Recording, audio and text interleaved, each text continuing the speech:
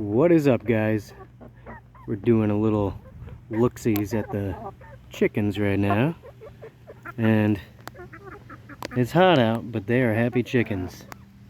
But what I'm going to talk about right now is mostly what I'm standing on, which is all these wood chips. I did a previous video before about that pile of wood chips and how you can use wood chips for so many things in the yard, homestead, whatever. Even if you're not doing a lot of gardening or raising animals or any of that, there's still a lot you can use them for. Now, I ended up putting down wood chips here because what happens is when you have a chicken run, they're in one place outside, so they will eat down anything that is growing. I mean, you can see the perfect line where there is no growth within this area. So what happens is when it rains, it gets very muddy, plus the poop, it gets stinky. So instead I put down the wood chips, and those have to be rucked out every so often. But that way, if you're not using something like wood chips, you'd have to come out here and rake it pretty often. It'll get pretty ranky stanky. Now, as far as the inside of the coop here, we've got the same thing going on, except it stays dry in here.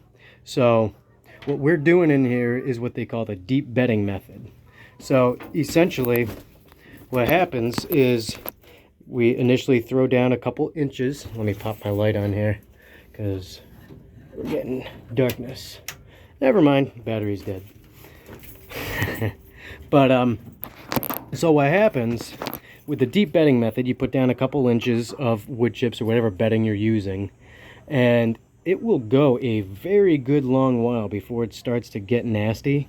And when it does, and when I say nasty, I mean just ever so slightly stinky, that little slight smell of ammonia, that's when you throw down another couple inches.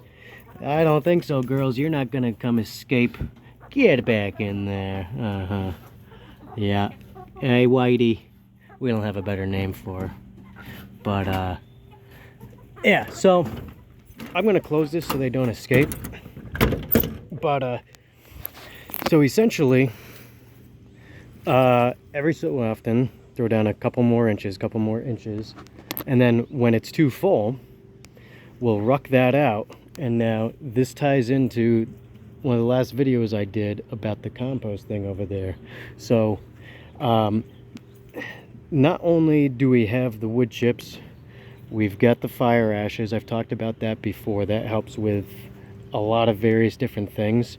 So all those wood chips will get rucked out at once. These will get rucked out on a little bit more often of a time scale. And then so what I am envisioning is once every probably 6 months, might even be able to go a year. Some people with bigger coops, deeper coops, can make it a whole year. And then I could build probably 1, 2, maybe 3 of these with the amount of wood chips that come out, along with all the other yard materials that I have, extra waste from the garden, grass clippings, all sorts of things like that, food scraps. I can probably get a lot of food scraps from work too, so that helps a lot with both feed and for compost.